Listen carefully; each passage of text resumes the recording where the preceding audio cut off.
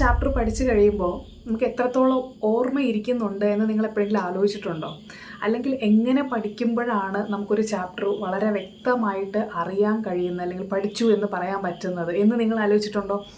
അപ്പോൾ ആലോചിച്ചിട്ടില്ല എന്നുണ്ടെങ്കിൽ നമ്മൾ ആലോചിക്കണം. ഇപ്പം ഞാനത് നിങ്ങളെ കൊണ്ട് ആലോചിപ്പിച്ചിരിക്കുന്നു. ഓക്കെ, അപ്പോൾ അതിൻ്റെ കാര്യം ഞാൻ പറഞ്ഞു തരാം. നമ്മൾ ഇന്ന് അത് തന്നെയാണ് ഡിസ്കസ് ചെയ്യാൻ പോകുന്നത്. ഒരു ചാപ്റ്റർ എങ്ങനെയാണ് കംപ്ലീറ്റ് ചെയ്യേണ്ടത്, ഇപ്പോൾ ഫിസിക്സ്, കെമിസ്ട്രി, ബയോളജി, ഇപ്പോൾ ഏതാണെങ്കിലും എങ്ങനെയാണത് കംപ്ലീറ്റ് ചെയ്യേണ്ടത് എന്നുള്ളതാണ് നമ്മളിവിടെ ഡിസ്കസ് ചെയ്യാൻ പോകുന്നത്. ഞാൻ doctor Gopika, your quarantine teacher. അപ്പോൾ നമുക്ക് കാര്യങ്ങൾ ഓരോന്നായിട്ട് നമുക്ക് നോക്കാം.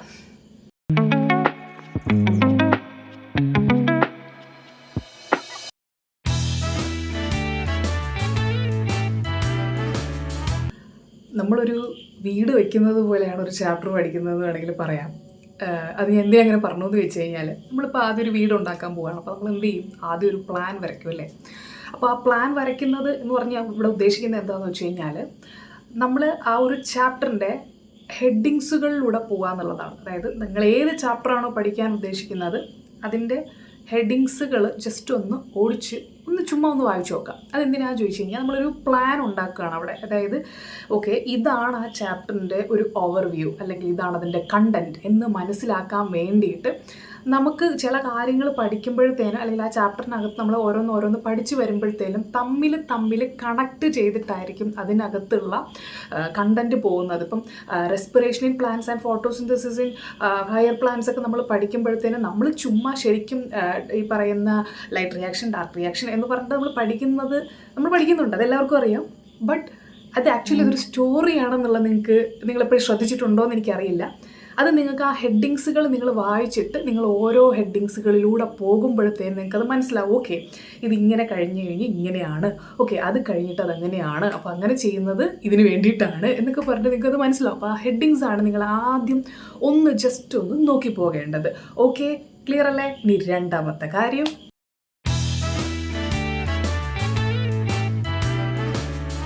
Attend lectures. ഇന്ന് സെൽഫ് സ്റ്റഡി ചെയ്യുന്ന കുട്ടികൾ കുറച്ച് കുറവാണെന്ന് വേണമെങ്കിൽ പറയാം. ഒരുപാട് പേരില്ല.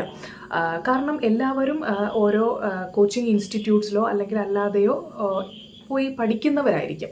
അപ്പോൾ കൂടുതൽ ആൾക്കാരും അങ്ങനെയുള്ള ഗ്രൂപ്പിൽ പെട്ടവരായതുകൊണ്ട് തന്നെ ഞാൻ പറയുന്നതാണ് രണ്ടാമത്തെ കാര്യം, നിങ്ങൾ ലെക്ചേഴ്സുകൾ അത് കഴിഞ്ഞിട്ട് കേട്ടു തുടങ്ങും. ഇപ്പോൾ ഏത് ചാപ്റ്ററാണോ പഠിക്കുന്നത് ആ ചാപ്റ്ററിൻ്റെ ലെക്ചർ കേൾക്കാം.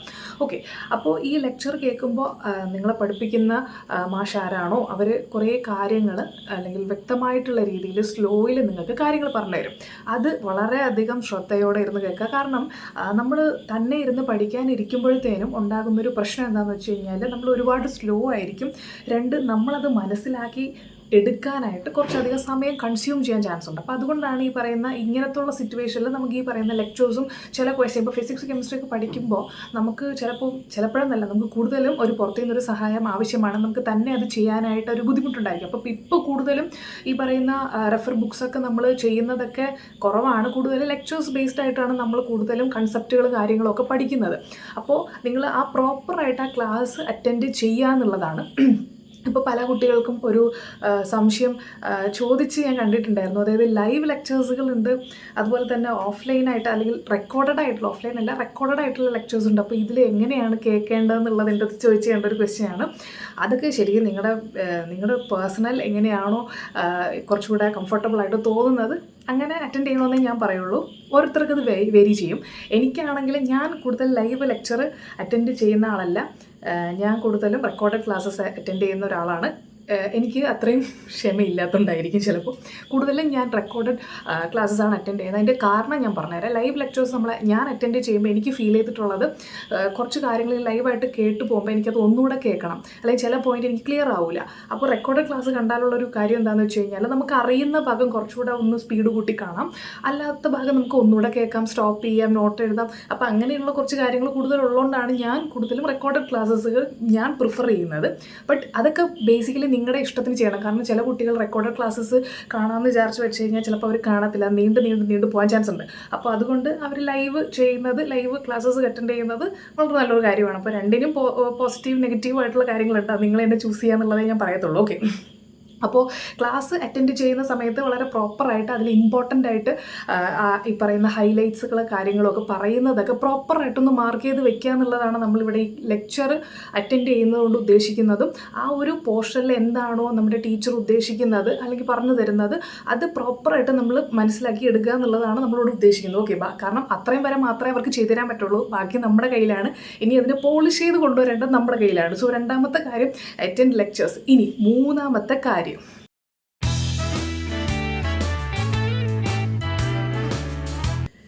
Read NCERT line to line. അപ്പോൾ ഈ പറയുന്ന ലെക്ചേഴ്സിൽ നമുക്കൊരു പരിധിവരെ മാത്രമേ ഹെൽപ്പ് ചെയ്യാൻ പറ്റത്തുള്ളൂ. ബാക്കി ഞാനിപ്പോൾ പറയാറുണ്ട്, ഇപ്പോൾ എൻ്റെ സ്റ്റുഡൻസിൽ കുറേ പേർക്ക് എൻ്റെ അടുത്ത് വന്ന് സംസാരിക്കുന്നവർക്ക് ഞാൻ പറയാറുണ്ട്, നിങ്ങളിപ്പോൾ ക്ലാസ്, ഇപ്പോൾ UBR ക്ലാസ് നിങ്ങൾ അറ്റൻഡ് ചെയ്യുക. ഞാൻ UBR ക്ലാസ് അറ്റൻഡ് ചെയ്തതിന് ശേഷം ഞാൻ അവരോട് പറഞ്ഞിട്ടുള്ളത്, നിങ്ങൾ ഒരു ½ ആൻ അവർ ആ പഠിപ്പിച്ച ചാപ്റ്റർ ഒന്നിരുന്ന് വായിച്ചു നോക്കണമെന്നാണ് പറയുന്നത്.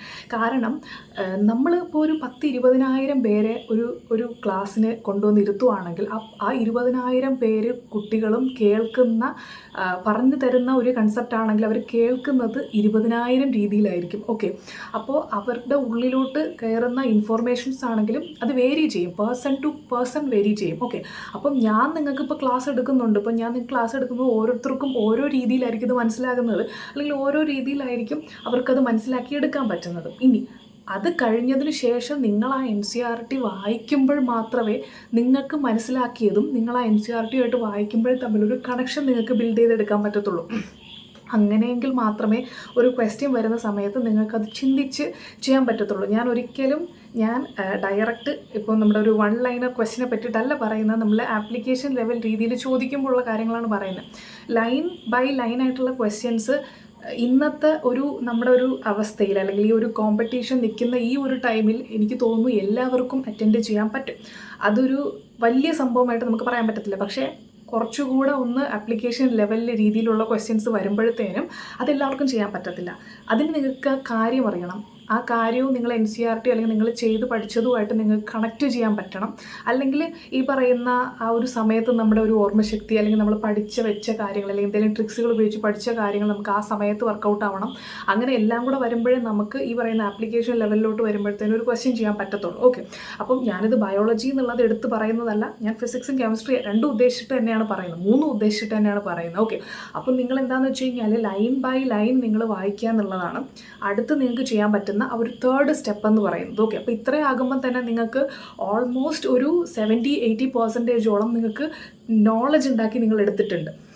ഓക്കെ, അപ്പോൾ ഈ നോളജ് കൊണ്ട് നിങ്ങൾക്ക് 100% നിങ്ങൾക്ക് ഉത്തരം കിട്ടണം, അല്ലെങ്കിൽ ഉത്തരം ചെയ്യാൻ പറ്റണം, ക്വസ്റ്റ്യൻ ചെയ്യാൻ പറ്റണം എന്ന് നിങ്ങൾ വിചാരിക്കരുത്. ഓക്കെ, ഇനി ബാക്കിയുള്ളതാണ് ഇതിൻ്റെ മെയിൻ സ്റ്റെപ്സുകൾ എന്ന് പറയുന്നത്. നിങ്ങൾക്ക് നിങ്ങളുടെ ഈ പറയുന്ന നമ്മൾ പെൻസിൽ മൂർച്ച കൂട്ടത്തില്ല, അതിൻ്റെ ആ ഒരു ഷാർപ്നെസ് കൂടുന്നത് അടുത്ത സ്റ്റെപ്സുകളിലാണ്. സോ അതിന് അത്രയും തന്നെ ഇമ്പോർട്ടൻസ് ഉണ്ട് എന്നുള്ളതാണ് ഞാൻ പറയുന്നത്. അപ്പോൾ ഈ ഒരു അവസരത്തിൽ ഞാൻ ഒരു കാര്യം കൂടെ പറയുകയാണ്, നിങ്ങൾക്ക് ബയോളജി പഠിക്കാനായിട്ട് എന്തെങ്കിലും ബുദ്ധിമുട്ട്, അല്ലെങ്കിൽ കൺസെപ്റ്റ് കാര്യങ്ങൾ നിങ്ങൾക്ക് എന്തെങ്കിലും ഡിഫിക്കൽട്ട് തോന്നുന്നുണ്ടെങ്കിൽ നിങ്ങൾക്ക് എൻ്റെ അൾട്ടിമേറ്റ് ബയോളജി റിവിഷൻ കോഴ്സിൽ ജോയിൻ ചെയ്യാം. അത് നിങ്ങൾക്ക് ആപ്പിൽ തന്നെ നമ്മുടെ ഡെമോ ക്ലാസ്സസ് എല്ലാം അവൈലബിൾ ആണ്, നിങ്ങൾക്ക് അത് ചെക്ക് ചെയ്ത് നോക്കാം. അപ്പോൾ ചെക്ക് ചെയ്ത് നോക്കിയിട്ട് നിങ്ങൾക്ക് അത് എങ്ങനെയാണ് മനസ്സിലാകുന്നുണ്ടോ എന്നുള്ളതെല്ലാം നിങ്ങൾക്ക് നോക്കിയിട്ട് നിങ്ങൾക്ക് അതിൽ ഇമ്പ്രൂവ്മെൻറ്റ് ഉണ്ടാകുമോ ഇല്ലേ എന്നുള്ളതാണ് നിങ്ങൾ ആദ്യം ചിന്തിക്കേണ്ടത്. ഓക്കെ, അപ്പം നമ്മൾ ക്ലാസ് എടുക്കുന്നതെന്ന് പറയുന്നത്, ഇപ്പോൾ ഞാൻ ക്ലാസ് എടുക്കുന്നതെന്ന് പറയുന്നത് ബേസിക്കലി കൺസെപ്റ്റ് ബേസ്ഡ് ആയിട്ടാണ് ചിന്തിച്ചിരിക്കുന്നത്. കൺസെപ്റ്റ് അതുപോലെ തന്നെ ഒരു കുട്ടിക്ക് ബയോളജിയിൽ ഒട്ടും ബേസ് ഇല്ലെങ്കിൽ പോലും ആ കുട്ടിക്ക് പഠിച്ചെടുക്കാൻ പറ്റണം എന്നുള്ളൊരു തോട്ടിലാണ് ആ ഒരു ക്ലാസ്സസ് പോകുന്നത്. അതുപോലെ തന്നെ നമ്മൾ മറന്നു പോകുന്ന കാര്യങ്ങൾക്ക് വേണ്ടിയിട്ട് നിമോണിക്സുകളും യൂസ് ചെയ്തിട്ടുള്ളൊരു ഒരു 2 hour ബേസ്ഡ് ക്ലാസ്സാണത്. അപ്പോൾ നിങ്ങൾക്കത് ചെക്ക് ചെയ്ത് നോക്കാം. കാരണം നമുക്ക് ഇപ്പോൾ എത്ര വലിയ കൺസെപ്റ്റ് എന്നല്ല, എത്ര വലിയ ക്ലാസ് എടുത്തെന്ന് പറഞ്ഞാലും എത്ര ചെറിയ ക്ലാസ് എടുത്തെന്ന് പറഞ്ഞാലും നമുക്ക് അതിൽ നിന്ന് കിട്ടുന്ന കൺസെപ്റ്റ് രണ്ടിൽ നിന്നും ഈക്വൽ ആണെന്നുണ്ടെങ്കിൽ ഞാൻ എപ്പോഴും പറയാറുണ്ട്, നമ്മൾ സ്മാർട്ട് സ്റ്റഡിയാണ് ചെയ്യേണ്ടതെന്നുള്ളത്. കാരണം നമുക്ക് കുറഞ്ഞ സമയം കൊണ്ട് ഓൾമോസ്റ്റ് ആ NCERT കവർ ചെയ്യാൻ പറ്റുന്നുണ്ടെങ്കിൽ ഓബിയസ്ലി നിങ്ങൾ അത് തന്നെ ചൂസ് ചെയ്യണമെന്നേ ഞാൻ പറയത്തുള്ളൂ. കാരണം നമുക്ക് ആദ്യം NCERT പഠിച്ചതിന് ശേഷം മാത്രമാണ് നമുക്ക് വേറെ എന്ത് നോക്കേണ്ട കാര്യമുള്ളൂ.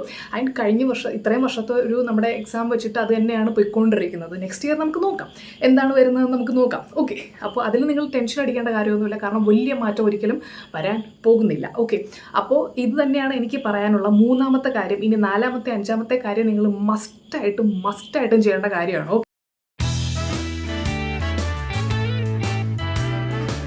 ഓക്കെ, അടുത്ത കാര്യം എന്ന് പറയുന്നത് നമ്മൾ പല കുട്ടികളും ചെയ്യാത്ത കാര്യമാണ് ഞാൻ പറയാൻ പോകുന്നത്. അപ്പോൾ എൻ്റെ അടുത്ത് പേഴ്സണലായിട്ട് വന്ന് ചോദിച്ചിട്ടുള്ളവർക്ക് ഞാൻ ഒരുപാട് പേർക്ക് എല്ലാവരും പറഞ്ഞിട്ടുണ്ടെന്ന് തോന്നുന്നു ഇത് നിങ്ങൾ ചെയ്തേ പറ്റുള്ളൂ എന്നുള്ളത്. കാരണം ഒരു ചാപ്റ്റർ നിങ്ങളിപ്പം ഞാൻ ഈ പറഞ്ഞതുപോലെ നിങ്ങൾ ഹൈലൈറ്റ്സ് വായിച്ചു, ലെക്ചർ അറ്റൻഡ് ചെയ്തു, അത് കഴിഞ്ഞിട്ട് നിങ്ങൾ NCERT ലൈൻ ബൈ ലൈൻ വായിച്ചു. ഇത് കഴിഞ്ഞിട്ട് നിങ്ങൾ അടുത്തെന്താ ചെയ്യാൻ പോകുന്നതെന്ന് ഞാൻ പറയട്ടെ. നിങ്ങളൊരു MCQ ബുക്ക് എടുക്കും, അതിൽ നിന്ന് MCQs ചെയ്യാൻ തുടങ്ങും. കറക്റ്റ് അല്ലേ ശരിക്കും നിങ്ങൾ പറഞ്ഞത് കറക്റ്റ് അല്ലേ ഞാൻ പറഞ്ഞതെന്നുള്ളത് ഞാൻ കമൻറ്റ് സെക്ഷനിൽ നോക്കാം കറക്റ്റാണോ ഇല്ലെന്നുള്ളത്. അപ്പോൾ ഞാനിവിടെ പറയുന്നത് MCQ ബുക്ക് എടുക്കാനല്ല, അതിന് പകരം NCERTയിലെ എക്സാംപ്ലർ ക്വസ്റ്റ്യൻസ് ചെയ്യാനാണ് ഞാൻ പറയുന്നത്. ആ ക്വസ്റ്റ്യൻസ് നിങ്ങൾക്ക് തന്നെ ചെയ്യാൻ കഴിയണം. ഓക്കെ, അത് തന്നെ ചെയ്യാൻ കഴിയുകയും ചെയ്യണം. അതുപോലെ തന്നെ നിങ്ങൾക്ക് അതിൽ നിന്ന് മിസ്റ്റേക്ക് അല്ലെങ്കിൽ ചെയ്യാൻ പറ്റാത്ത ഏതെങ്കിലും ക്വസ്റ്റ്യൻ ഉണ്ടെങ്കിൽ അത് പിന്നെയും ചെയ്ത് പഠിക്കണം. ഓക്കെ, കാരണം NCERT എക്സാംപ്ലർ ക്വസ്റ്റ്യൻ അത്രയും ഇമ്പോർട്ടൻ്റ് ആയിട്ടുള്ള ഒരു ഏരിയയാണ്. പല കുട്ടികളും വിടുന്ന ഒരു പോർഷനാണ് ഈ NCERT എക്സാംപ്ലർ ക്വസ്റ്റ്യൻസ്. ഓക്കെ, അത് നിങ്ങൾ മസ്റ്റായിട്ടും ചെയ്തിട്ടുണ്ടാകണം. ഓക്കെ, അത് ക്ലിയർ അല്ലേ? ഇതാണ് എനിക്ക് പറയാനുള്ള വലിയൊരു ഇമ്പോർട്ടൻ്റ് ആയിട്ട് നിങ്ങൾ മസ്റ്റായിട്ടും ചെയ്തിരിക്കേണ്ട ഒരു കാര്യം. ഓക്കെ,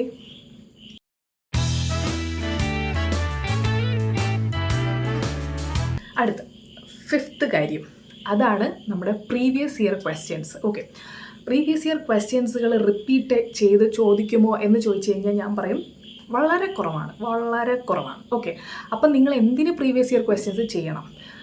അതിൻ്റെ ആൻസർ ഞാൻ പറയുന്നത്, നമുക്ക് എപ്പോഴും പ്രീവിയസ് ഇയർ ടോപ്പിക്സുകൾ റിപ്പീറ്റ് ചെയ്യപ്പെടും. എന്തൊക്കെ സിലബസ് മാറിയെന്ന് പറഞ്ഞാലും നമ്മുടെ ഒരു ചാപ്റ്ററിൻ്റെ ഇമ്പോർട്ടൻ്റ് ആയിട്ടുള്ള പോർഷൻസുകൾ മാറുന്നില്ല. അതിൽ നിന്ന് എല്ലാ വർഷവും ക്വസ്റ്റ്യൻസ് ഉണ്ടാകും.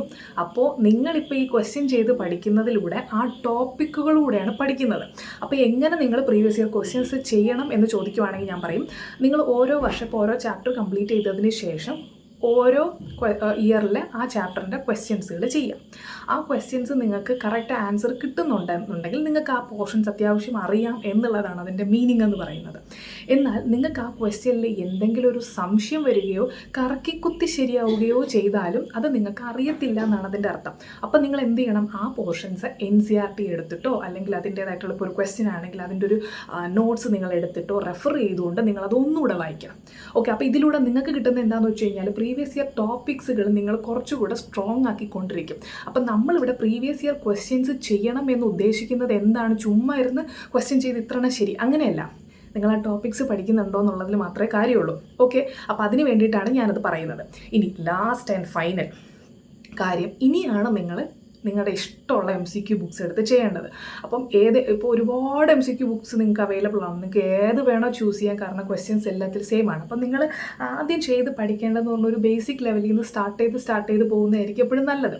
അപ്പം നിങ്ങൾ ഏത് ബുക്ക് റെഫർ ചെയ്യണമെന്ന് വെച്ചിട്ടുണ്ടെങ്കിൽ ഇഷ്ടമുള്ള ബുക്ക് നിങ്ങൾക്ക് റെഫർ ചെയ്യാം.